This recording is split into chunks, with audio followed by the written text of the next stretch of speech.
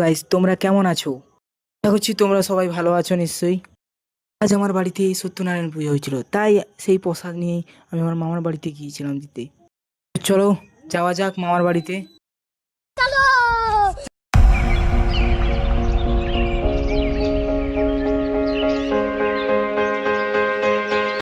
আমরা মামার বাড়ির খুব কাছাকাছি চলে এসেছি। তো চলো আমার মামার বাড়িটা তোমাদেরকেও ভালো করে দেখাই।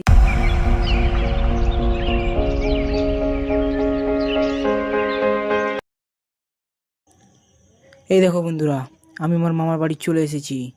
ওই দেখো সবাই ওখানে বসে আছে। তো চলো যাওয়া যাক ভিতরকে। আমি আমার মামার বাড়িতে এসে প্রসাদ দিলাম এবং মামিমা সেই প্রসাদগুলো আজলে নিয়েছে। তোমরা দেখো কি কি প্রসাদ হয়েছে। তারপর আবার সেই প্রসাদ দিয়ে আমরা আবার বাড়ির দিকে রওনা দিলাম। তো চলো যাওয়া যাক।